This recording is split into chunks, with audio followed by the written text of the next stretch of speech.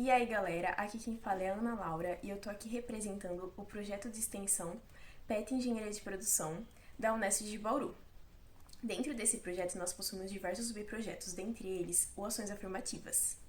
No vídeo de hoje abordaremos uma entrevista com o tema Racismo no Ambiente Acadêmico, com a participação especial do professor Juarez Xavier.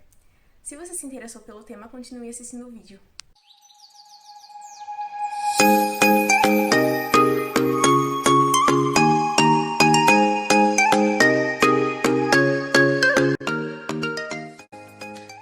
Nós somos o Grupo PET Produção e essa entrevista é uma iniciativa do projeto Ações Afirmativas, com o tema Racismo no Ambiente Acadêmico. Contamos com a presença especial do professor Juarez Xavier. Eu queria agradecer pela sua presença. E bom dia, professor. O José irá iniciar com as perguntas. Bom dia, para mim é um prazer estar com vocês. Muito obrigado pelo convite. Legal, então eu vou fazer as primeiras perguntas. A primeira pergunta que eu queria fazer para o senhor é: conte brevemente sobre a sua trajetória acadêmica e o que te levou a escolher essa área, e se você acredita que o mercado de trabalho é igualitário na contratação de pretos e brancos. Vamos começar de trás para frente. Não, o mercado não é. Todos os dados mostram isso, os dados macroambientais, por exemplo, do Instituto de Pesquisa Econômica Aplicada, baseadas nos dados do IBGE, mostram uma assimetria brutal no processo de contratação da população negra. O CERT, que é um instituto especializado em relações de trabalho e relações étnico-raciais, confirma esses dados a partir de várias pesquisas desenvolvidas ao longo das últimas décadas. Gueledés, Movimento Negro Unificado, União de Negros pela Igualdade, as organizações negras todas já confirmaram isso a partir de dados. São dados que estão sendo processados desde a década de 80 e eles consolidam uma tendência da prática discricionária e racista no mercado de trabalho.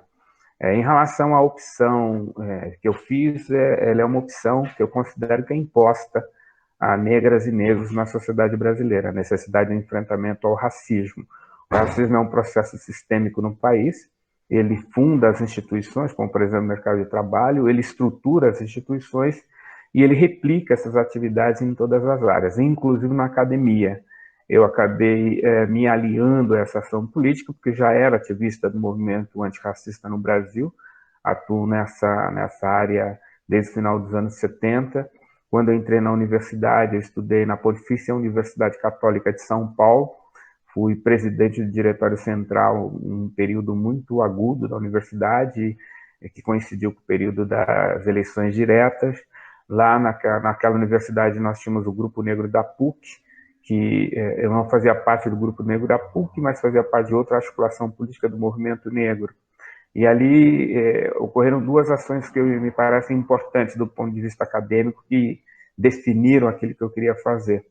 Em 1983, nós fizemos um encontro para estudar a experiência negra na academia. Participaram desse encontro dois grandes pensadores e pesquisadores sobre a questão racial, o professor Florestan Fernandes e o professor Ottaviani.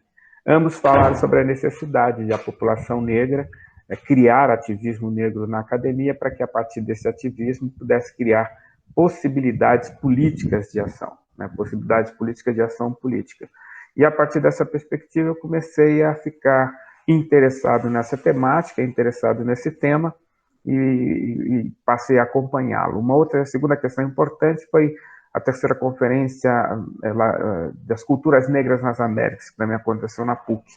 Ali, intelectuais do mundo inteiro discutiam sobre a necessidade de uma ação política consistente de enfrentamento ao racismo, também ajudou a consolidar minha perspectiva. Saída da universidade, eu passei a me articular numa entidade, eu sou um dos fundadores da União de Negros pela Igualdade, uma organização política negra de enfrentamento ao racismo desde os anos 80, hoje não estou mais ligado a essa instituição, mas ajudei a fundá-la nos anos 80. Em 95, voltei à universidade para pesquisar no âmbito do mestrado e doutorado essas relações, fiz um estudo comparativo do racismo a partir dos espaços sagrados afrodescendentes Brasil, Cuba e Nigéria, e desde então tenho me envolvido nessa atividade. Quando cheguei na Unesp em 2011, pareceu-me natural dar continuidade a essa perspectiva política, acadêmica que eu venho desenvolvendo desde os anos 80. Interessante. E o senhor pode contar algum episódio de racismo assim específico que o senhor já viveu no meio universitário? São vários episódios. Uma coisa que eu acho que é importante, né? É impossível um negro não passar por experiência de discriminação racial no Brasil. Impossível. Né? Quando a gente diz que o racismo é sistêmico, é porque ele está em todas as áreas e ele se manifesta de todas as formas. Às vezes os negros não denunciam o racismo, ou por um conforto pessoal, ou por não quererem entrar em enfrentamentos políticos, ou por considerar que aquilo é uma questão pontual, mas não existe prática no racismo na sociedade e que não há manifestação do racismo. O mais recente episódio que eu passei na universidade foi quando houve uma ação massiva de pichação nos banheiros da comunicação social, fazendo referência às mulheres negras, em especial às trabalhadoras terceirizadas, isso foi na FAAC, em 2013, 2014, fazendo referências às mulheres negras terceirizadas, referências às alunas negras e referências especialmente a mim. Abrimos um processo administrativo, criamos um mecanismo e um procedimento de lidar com isso. É um crime e nós achamos que ele deve ser apurado, deve se abrir processo administrativo, e na medida em que as pessoas são identificadas, elas precisam ser punidas na forma da lei. Né? Racismo é um crime inafiançável, imprescritível, e ele precisa ser tratado dessa forma. Ao lado dessa ação, desenvolvemos uma série de ações pedagógicas para que as pessoas possam compreender a dimensão do que é o racismo, que é um crime, que não pode ser praticado na sociedade, em especial no ambiente acadêmico, como da universidade, particularmente de universidade pública, democrática, gratuita, inclusiva, e pretendemos que seja acolhedora. Então, o último episódio que eu tive diretamente envolvido na questão do racismo foi em 2013, 2014, na universidade.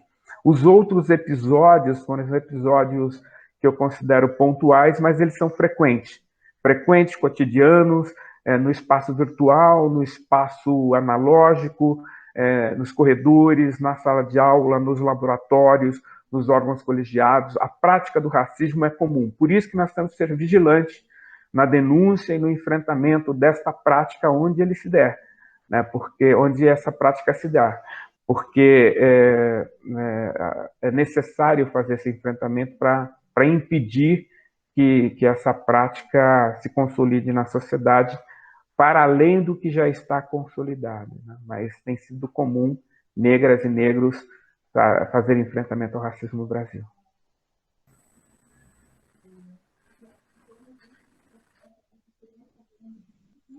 Só isso, Juarez? Posso dar continuidade? Por favor, Gustavo.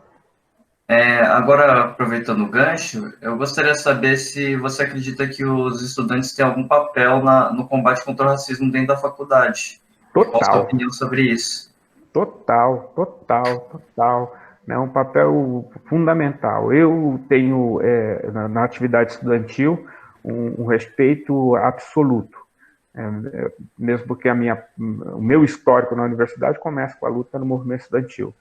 Fui presidente da FEA da PUC, fui da União Estadual dos Estudantes e presente nas atividades da União Nacional dos Estudantes, e acredito que a atividade estudantil é importante, é fundamental.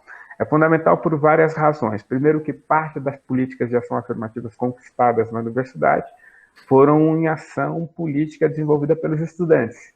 Então, eles são corresponsáveis na conquista desta política, e na nossa universidade não foi diferente.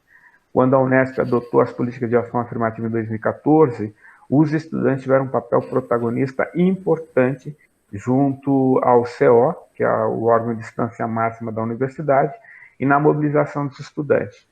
Na época tinha uma proposta, na minha opinião, bastante conservadora do governo do estado de São Paulo. Os estudantes ajudaram a rechaçar essa proposta e aprovou-se a política que nós temos aplicado desde então. Então tem assim a responsabilização política na política, tem um papel importante porque mobiliza o maior setor da universidade, que são os estudantes, tanto da graduação como da pós-graduação. Tem muita vinculação externa com o movimento estudantil, mas também com os movimentos sociais importantes, né? Ao lado da política de ação afirmativa, nós vimos surgir na universidade os coletivos, coletivos feministas, ativistas, coletivos LGBT, mais coletivos negros. Então, os estudantes têm uma atividade política importante na defesa da diversidade, isso é extremamente importante, e acho que tem um papel fundamental num aspecto que eu gosto de chamar a atenção. Talvez uma das mais importantes conquistas da política de ação afirmativa é o fato de você conquistar na universidade uma diversidade epistêmica, coisa que não existia na universidade e no ensino superior brasileiro desde o século XIX, quando ele foi fundado. Ele é fundado a partir da perspectiva do racismo. As faculdades de medicina de 1808, as faculdades de direito de 1827, eram faculdades que ajudaram a consolidar o racismo suposto científico no Brasil. Então, os estudantes têm um papel importante na pluralidade dessa chamada diversidade epistêmica, e deve estar presente, na minha opinião, no ensino, né, na sala de aula, no ensino da graduação e pós-graduação, na extensão, que a relação com a universidade tem com a sociedade, na pesquisa, que é um grande desafio para você pluralizar linhas de pesquisas a partir da diversidade epistêmica, e na permanência, né, tanto na permanência estudantil como na atividade de gestão na universidade. Eu acho que os estudantes são um componente fundamental na equação da diversidade epistêmica na universidade, e tem, portanto, na minha opinião, um papel extremamente importante no enfrentamento às assimetrias, à discriminação, o racismo e as violências na universidade. Entendi, interessante. Agora, falando sobre abordando essa pluralidade, né, como você citou, você acredita que as cotas elas desempenham um papel importante para a universidade também, no ingresso, e qual que é a sua percepção em relação se é um privilégio ou não? Primeiro é o seguinte, não é um privilégio. Ações afirmativas, políticas de ação afirmativa são fundamentais no mundo inteiro, em especial a partir da Segunda Guerra Mundial. Não existe nenhuma experiência política importante de superação das desigualdades sociais desde a Segunda Guerra Mundial que não tenha sido a partir das políticas de ação afirmativas. Isso é fundamental, isso é decisivo compreender. Não existe superação das desigualdades sociais sem políticas de ação afirmativa. Foi assim para as mulheres, foi assim para as populações nativas, foi assim para as populações consideradas originais, foi assim para as populações discriminadas em ambientes sociais específicos, e foi assim no Brasil. As ações afirmativas tiveram um papel, as políticas de ação afirmativa tiveram um papel importante no avanço político do enfrentamento às desigualdades sociais. Uma segunda questão importante é que essas políticas foram adotadas no mundo inteiro entre o final da Segunda Guerra Mundial e a década de 70 do século passado. O Brasil só vai adotar essas políticas, marcadores étnico-raciais, no século XXI. Então, nós estamos extremamente atrasados na adoção dessas políticas, extremamente atrasados. Nos Estados Unidos, essas políticas foram adotadas em 1964, com a política dos direitos civis. E o avanço da população negra nesse país é extraordinário. Então, o Brasil está atrasado, só foi adotar essas políticas no século XXI. E, lamentavelmente, por conta do passado escravocrata brasileiro, de violência e brutalidade contra a população indígena, essas pré-condições criaram no Brasil uma situação que, ao longo do século XX, cristalizou uma situação de privilégios para um setor social, que é a classe média alta brasileira, dos setores urbanos das grandes cidades, que fundamentalmente é uma classe média branca, que teve privilégio no acesso ao mercado de trabalho entre 1870 e 1930, teve privilégio no acesso ao capital cultural, entrou na universidade praticamente sem nenhuma disputa até o século XXI. É importante frisar que a nossa universidade, por exemplo, de 2010 até 2010, tinha cerca de 10% a 15% de alunos de escola pública. Hoje, poucos anos depois da adoção dessas políticas, chegou a ter 50%. Ou seja, era um espaço privilegiado, o acesso da universidade pública de qualidade a um setor, a uma franja da sociedade fundamentalmente branca. Esse setor se apropriou dos principais espaços urbanos na cidade, criando as periferias mais horrorosas da história política, econômica de várias nações pelo mundo afora.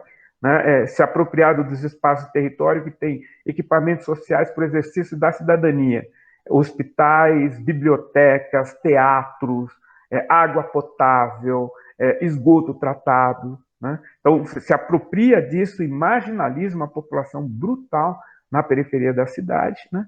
E esse sistema de privilégio criou um mecanismo político que assegura esses privilégios, assegurava até o século XXI. Você pega, por exemplo, o Brasil é um dos poucos países no mundo que não taxa lucro, não taxa grandes fortunas, não taxa direito à herança, não taxa rico, né? E taxa pobre, taxa, por exemplo, o salário. Então, essa distorção criou um mecanismo de privilégios para uma classe social urbana, conservadora, branca, inclusiva, que agora as políticas públicas tentam criar um mecanismo para reparar essa situação. Então, o que nós estamos vendo é uma mudança na mentalidade de setores políticos importantes, graças aos movimentos sociais, para democratizar o acesso da cidadania no Brasil. Tanto é que as políticas de ação afirmativas para a população negra quase que universalizou o acesso ao ensino de qualidade. Antes dessas políticas, você tinha menos mulheres na universidade, você tinha menos alunos de escola pública, você tinha menos alunos pobres nas universidades públicas. Então, graças a essa política, conseguiu universalizar o acesso à universidade. E um dado importante, Gustavo, as políticas de ação afirmativas no mundo inteiro são adotadas para minoria étnica racial. Foi assim na Austrália, foi assim na Inglaterra, foi assim na França, foi assim na Alemanha, foi assim na Bélgica, foi assim nos Estados Unidos. O Brasil é um dos poucos países do mundo, ao lado da Índia, que adota políticas de ação afirmativa no formato de cotas para a maioria social. A população negra ela representa 56% da população brasileira. Só as mulheres negras nesse país representam 54 a 60 milhões de pessoas. Então, essas distorções é que precisam ser discutidas. As políticas de ação afirmativas não criam privilégios para negros. As políticas de ação afirmativas, elas destroem os privilégios de uma fração minoritária da sociedade brasileira e permite avançar para a universalização dos direitos de negros, mulheres, pobres, da população gay, lésbica e trans, da população indígena e das populações em condições de vulnerabilidade social. Por ser a maioria da sociedade, toda política que vá ao encontro da expectativa desta população faz com que haja uma universalização do acesso dessa política a grupos sociais em condições vulneráveis na sociedade brasileira. Ela não é uma política de privilégios, ela é uma política contra privilégios, porque nós vivemos durante muito tempo uma situação de cotas exclusiva na saúde, na educação, na renda, no trabalho, na política, para a classe média, branca, conservadora, urbana, e sempre lançou mão dessas perspectivas para poder retroalimentar uma situação de privilégios. O que nós estamos fazendo no Brasil, o que fizemos, pelo menos nos últimos anos, foi uma ação política de democratização do acesso de todas, todos e todes aos direitos sociais, aos direitos econômicos, aos direitos políticos e aos direitos sociais dos setores mais vulneráveis da sociedade brasileira.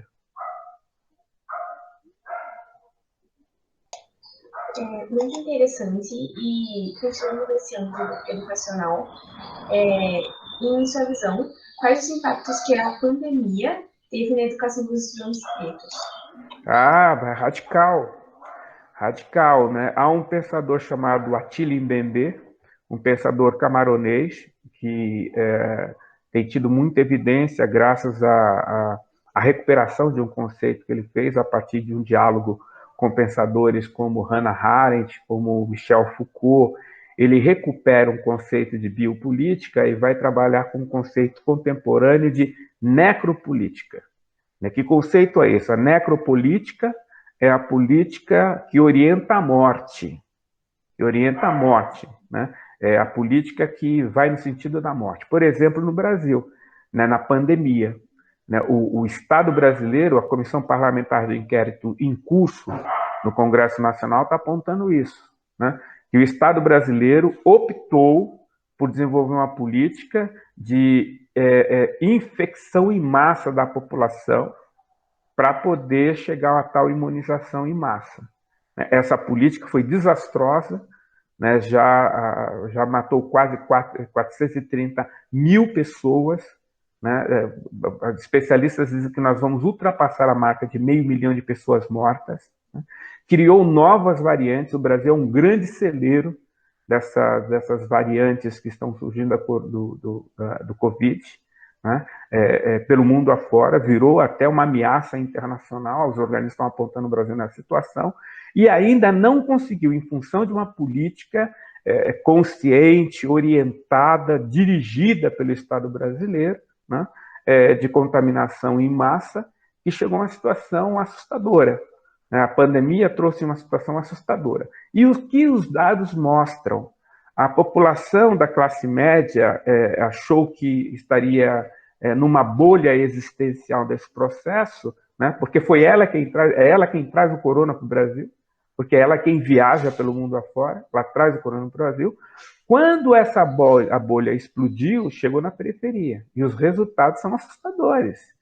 Né? Os dados mostram que a maior parte da população que está sendo infectada e morre em função disso são as pessoas negras, pobres, da periferia, que não têm condições do distanciamento social, que não têm condições dos mecanismos de higiene pessoal para poder lidar com isso. Por exemplo, não mora em lugares que têm água encanada, água potável, né? Não tem acesso aos equipamentos de proteção de qualidade, não tem acesso a álcool em gel, por exemplo. Então, a pandemia ela está sendo extremamente perversa para as populações pobres no mundo inteiro.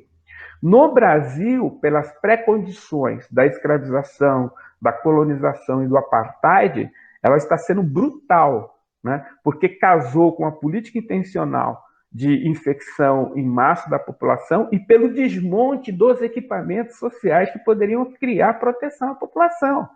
Desde 2016, quando há, na minha opinião, um golpe institucional no Brasil, há uma redução de investimentos em áreas importantes. O SUS, por exemplo, ele perde investimentos. As universidades públicas perdem investimento. A ciência perde investimento. Então, nesse contexto de não investimento em áreas importantes do combate, permitiu o alastramento mais intenso desse sistema, dessa infecção junto à população em condições mais vulneráveis. E, por último, uma questão fundamental. Essa população que sempre viveu apartada, né, do acesso à cidadania, essa população que é descartável, como disse o ministro atual da Economia, né, essa população que vive a partir da subcidadania, ela teve que se mobilizar. É ela a principal responsável para que a pandemia não provoque uma brutalidade maior junto às populações vulneráveis. Por exemplo, o exemplo da Central Única das Favelas. O trabalho que ela está fazendo junto às populações empobrecidas, do ponto de vista de arrecadação de alimentos e distribuição, tentativas de mecanismo de contenção da pandemia entre setores mais pobres, mobilização política, alternativas políticas, as tecnologias políticas sociais adotadas pela CUFA é o principal responsável pela redução da morbidade da população em condições vulneráveis no Brasil. Então, além de ser a população mais atingida, se não fosse ela por ela mesma, com o apoio dos setores democráticos da sociedade brasileira, da classe média democrática brasileira, dos setores incluídos que compreendem que a luta contra a pandemia não é exclusivamente de um ou de outro segmento, mas de todos os segmentos, se não fosse essa mobilização, os resultados sociais de morbidade da pandemia no Brasil seriam piores do que são hoje. Piores do que são hoje. Apesar da subnotificação de cerca de 430 mil mortos, acredita-se que o número é muito maior do que isso. Muitos especialistas apontam nessa direção. É o caso, por exemplo, do professor Miguel Nicoleles. Ele aponta que essa subnotificação tira de nós a compreensão da magnitude desse processo da pandemia no Brasil. Mas, sem dúvida alguma, esse segmento social tem sido o mais atingido e o mais mobilizado para conter a brutalidade da pandemia entre os mais pobres. É importante compreender que, enquanto uma pessoa numa pandemia está vulnerável, todos nós estamos vulneráveis. O combate a uma pandemia é uma questão coletiva. Não adiantou criar uma linha de apartheid para ficar longe disso. Não existe isso, né? Mas o impacto dessa pandemia é brutal em relação à população negra. Como disse, mais uma vez, lembrando o pensamento do Attila Mbembe, a pandemia tornou-se a morte parte cotidiana da vida das pessoas em condições vulneráveis, mais do que já era antes. E você acredita que existem cursos com predominância de estudantes brancos e que são discriminatórios contra pretos? É um dado importante que é a própria história social do Brasil, né? Nenhum país passa 350 anos de escravização de forma impune. Nenhum país passa por esse processo, né? A escravização foi brutal no Brasil.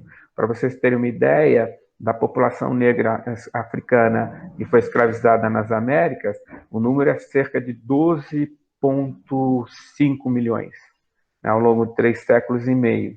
Só para o Brasil vieram 4,8 milhões de pessoas. Então, o Brasil é um país em que ele substituiu a população indígena.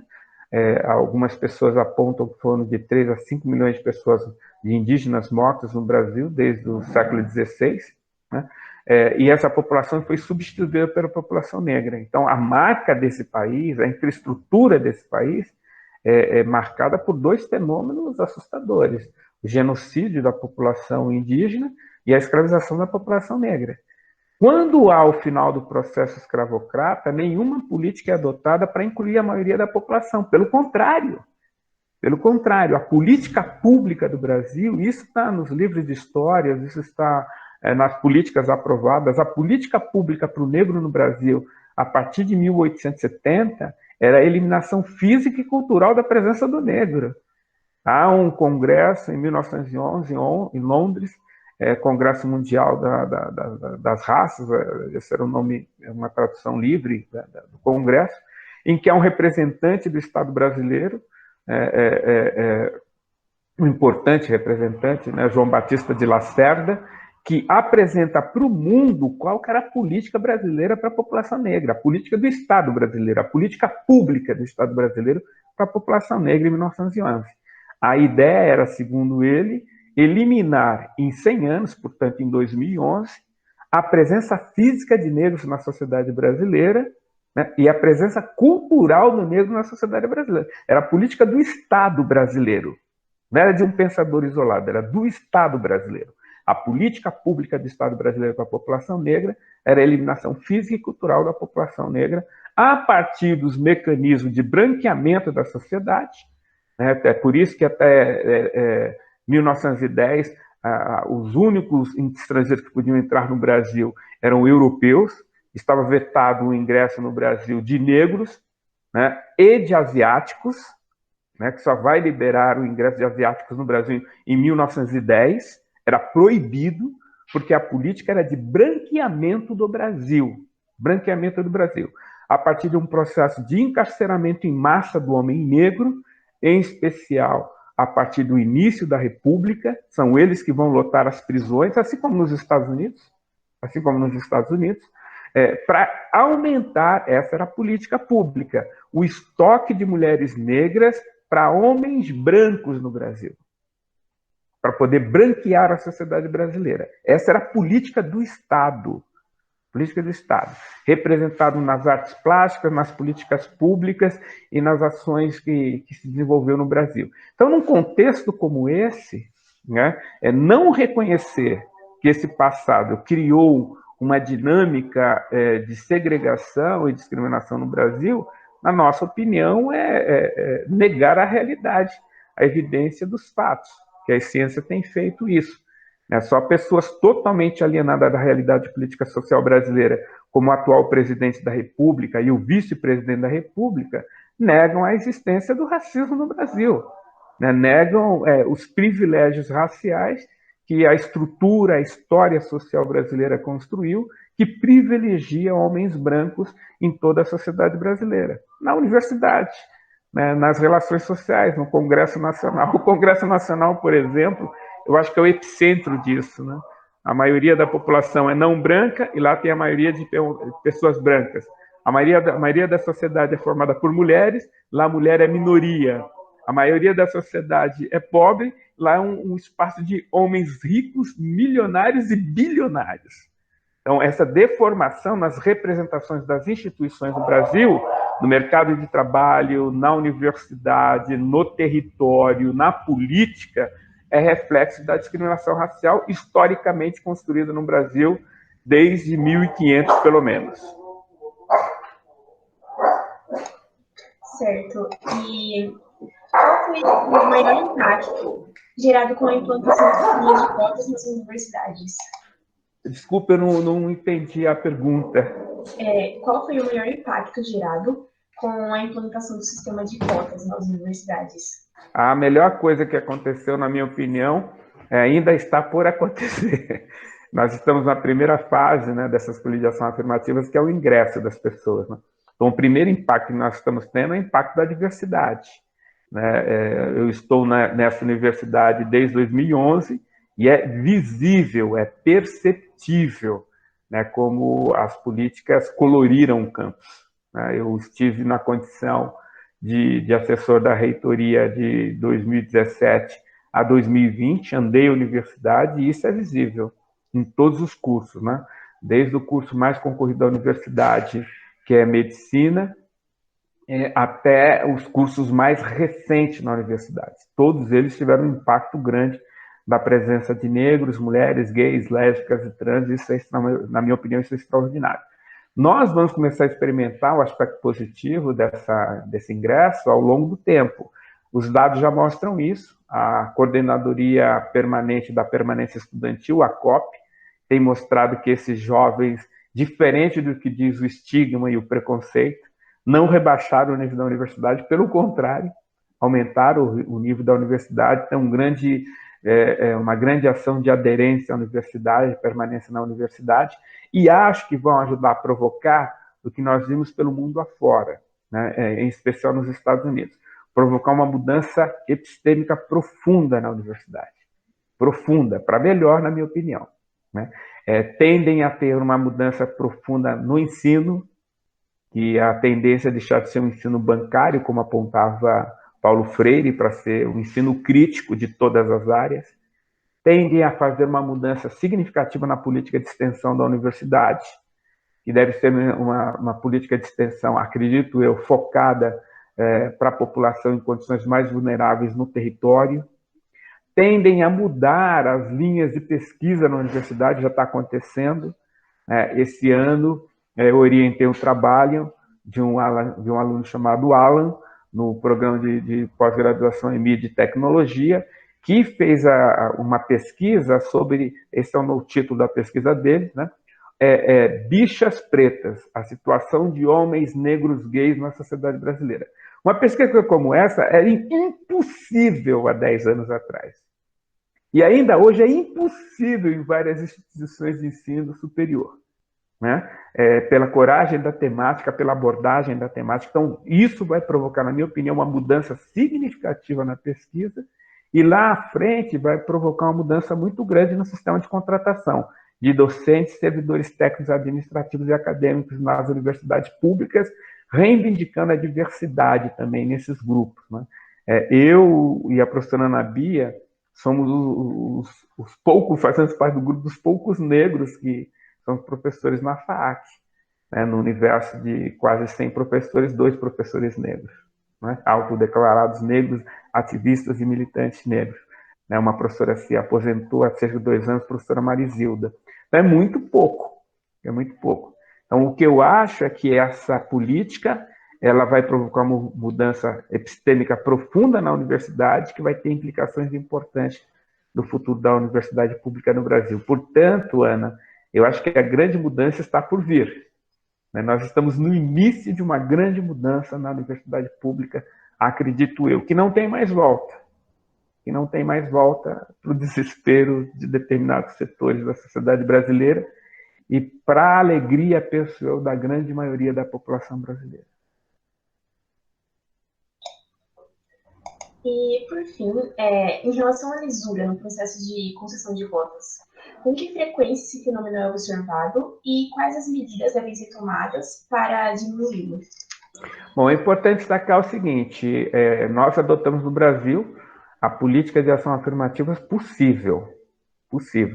É importante destacar, né, que cotas é uma modalidade de políticas de ação afirmativa.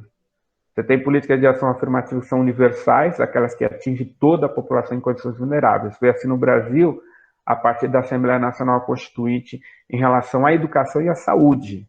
Né? Os segmentos mais vulneráveis não tinham acesso universal à saúde e à educação no Brasil antes da Constituição de 1988.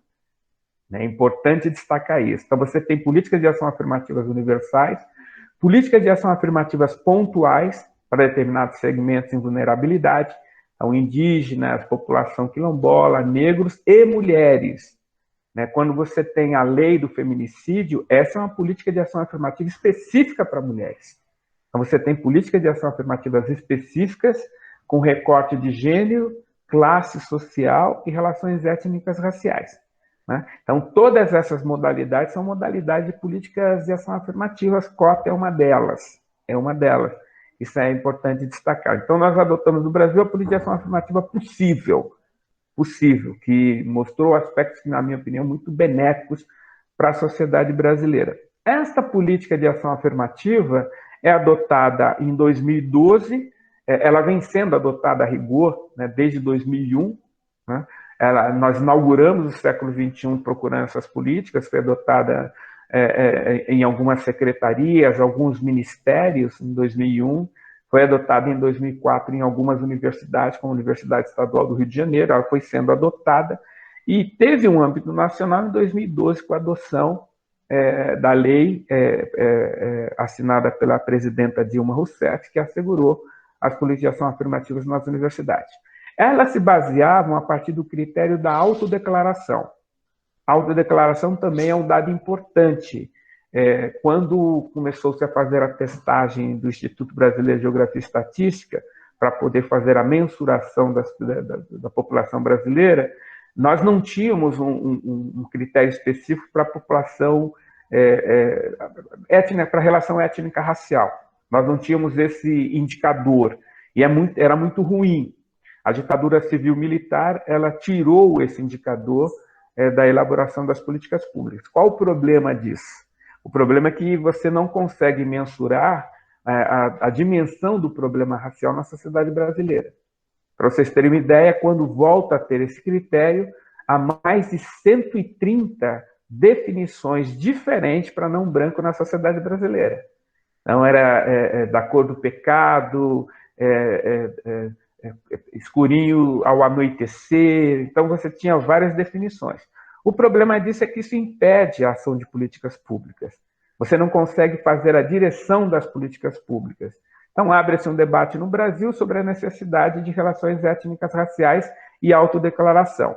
A testagem chegou ao que nós temos hoje. Você tem na sociedade brasileira preto, preto de pele, preto como eu, preto, pardo, amarelo, indígena e branco. São as categorias que você tem étnica racial no Brasil.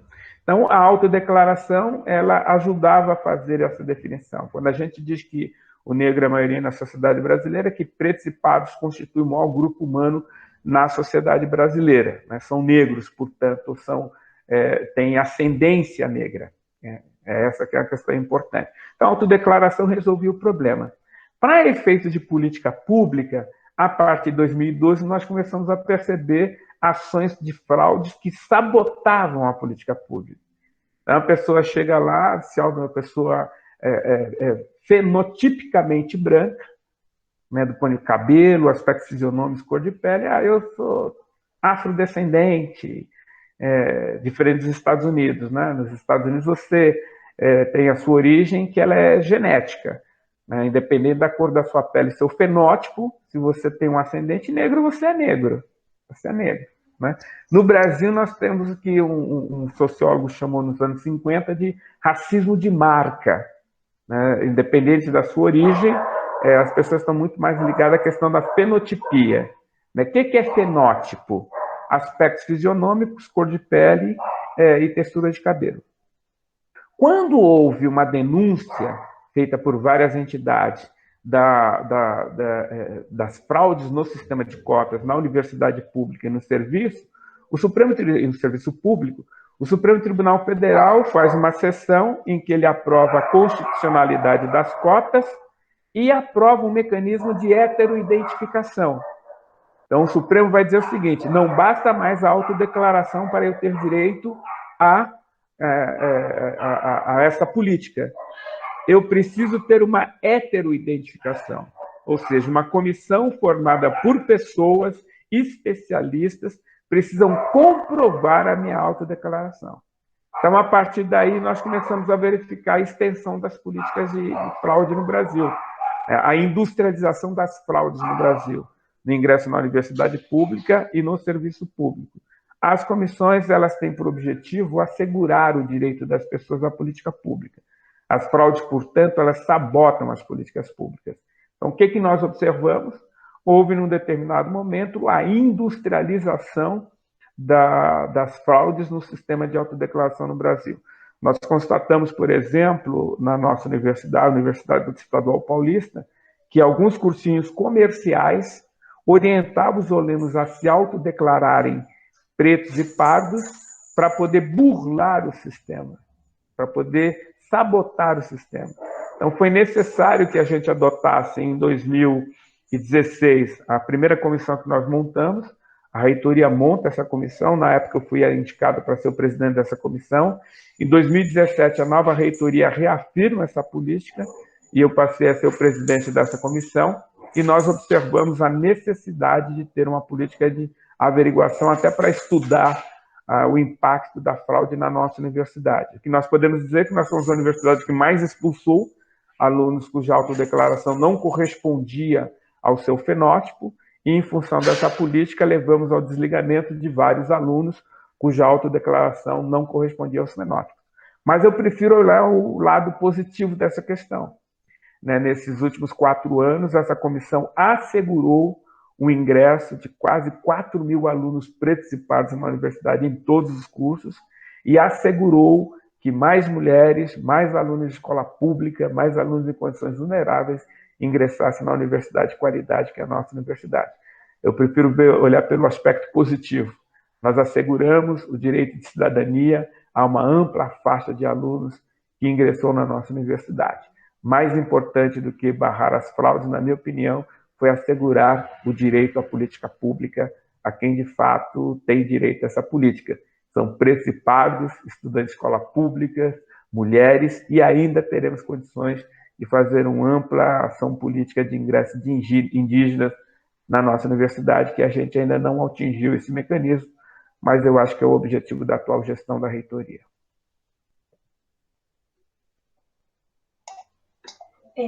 A nossa entrevista chegou ao fim e eu gostaria de agradecer ao professor Juarez Xavier pela disponibilidade e por ter aceito nosso convite.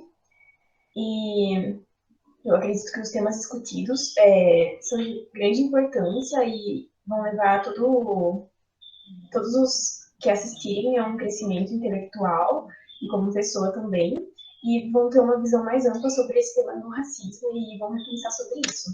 Então, muito obrigada. Lara, Ana, desculpa, eu posso te fazer uma pergunta? Sim. Você entrou pelo sistema de reserva de vagas na Unesp? Sim, eu entrei como carda. Muito bom, parabéns. Maravilha isso, fico feliz com isso, né? Parabéns. Obrigada. Então, muito obrigada, professor Juarez, por ter aceito nosso convite. Eu que agradeço o convite, me coloco à disposição. Parabenizo o PET por essa iniciativa, que eu acho que é extremamente importante. Nós precisamos discutir na universidade, né? E superar o racismo não é questão de pretos e pardos, é uma questão de toda a sociedade brasileira, né?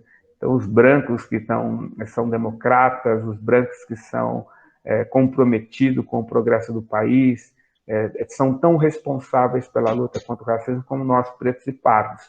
Angela Davis diz uma coisa que eu acho fantástica, né? Não basta não ser racista, é necessário você ser antirracista. E uma forma de você ser antirracista é apoiar as políticas públicas de inclusão, entre elas na Universidade Brasileira. Então, agradeço o convite e parabenizo vocês pela iniciativa de fazer um debate tão importante para a gente poder compreender a sociedade brasileira e poder transformá-la efetivamente numa sociedade igualitária, democrática, inclusiva e acolhedora da diversidade. Parabéns para vocês. Então foi isso, espero que vocês tenham gostado de conhecer um pouco mais do nosso projeto. Aproveitem e se inscreve no canal, curte o vídeo, compartilha. Segue a gente também nas outras redes sociais, os links vão estar aqui na descrição. E é isso, obrigado pela atenção de todos, até a próxima.